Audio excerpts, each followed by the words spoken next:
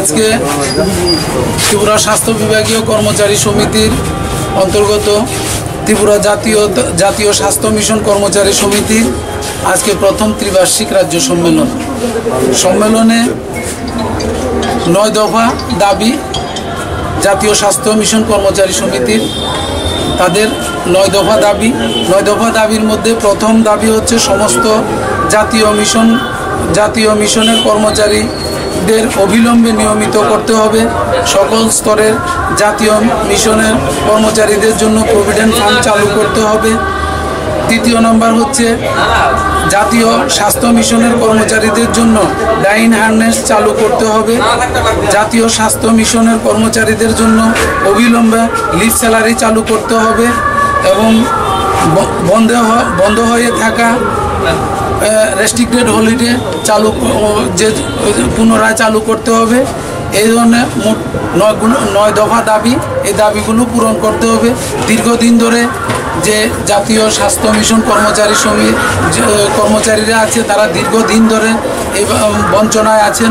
দীর্ঘ 25 বছর এই রাজ্যে যে একটা বিগত সরকার ছিল, সেই সরকারটা এই কর্মচারীদের জন্য কোনো কিছুই ভাবেনি দীর্ঘদিন ধরে। তার জন্যে আমরা বিগত দিনেও তাদের পাশে ছিলাম, আজও আছি, আগামী দিনেও থাকবো। তাদের নিয়মিত করার লক্ষ্যে আমরা সরকারি কর্মচারী ফেডারেশন এবং ত্রিপুরা স্বাস্থ্য বিভাগীয় কর্মচারী সমিতি আমরা তাদের পাশে আছি এবং সরকারের কাছে আমরা দাবি রেখেছি তাদের যাতে নিয়মিত করা হয় এবং তাদের প্রত্যেকটা কর্মচারী যেন আবার সুখে থাকতে পারে এবং আগামী দিন এই রাজ্যের স্বাস্থ্য পরিষেবা যাতে